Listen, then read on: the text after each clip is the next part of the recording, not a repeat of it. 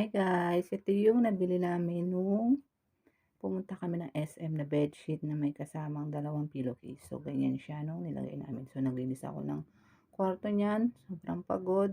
Ngayon, dumating na rin si Dad. Galing pa siya ng Paco, Manila para dyan sa 3-layer na Durabox. So, dalawang klase yan o 2 piraso. So, yun yung nilagay namin sa ilalim ng lamesa. Then, kinuha ko na sinampay ko yung higaan ni baby. Medyo nalukot-lukot lang dahil nga napiga. Then, nag-almusal ako ng papaya kasi nga constipated tayo and bumili ako dun sa suki namin na mamihan.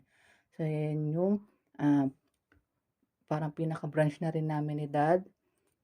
And yung pusa namin na maliit ay namimili ng pagkain. So, tinry namin na bilhan ng cat food. So, nagustuhan naman niya.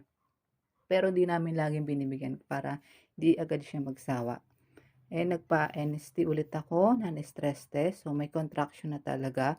Pero, wala pa ako nararamdamang pain. And, nagluto si Dad ng bibimbap. Nagkikrave siya dyan, matagal na. So, nag-prepare kami ng mga sangkap. And, yan. Nung naluto na, pinaghalo-halo lang din namin. So, masarap naman. Enjoy, syempre, maraming gulay. And, yung akin, yung pula ng itlog, yung kulay dilaw dyan, ay binigay ko sa kanya kasi parang nag-aalangan akong kumain ng ah, part ng itlog na egg yolk, no? So, yan. Nagpabili rin ako ng pineapple fiber para makatulong din sa pagle-labor and sa pagdumi. Then, sabi ko, bili pa siya ng ubas. So, yan din yung inalmusal namin. At nagpaaraw ako dito sa 3rd floor. So, matagal na rin akong hindi nakatambay dito sa taas. Kasi, pag bumibili naman ako ng almusal, ay naaarawan naman ako.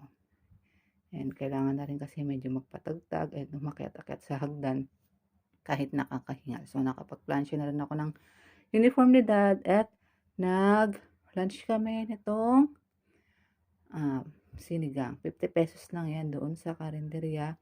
And, yung merienda namin, ito. Yan lang muna guys.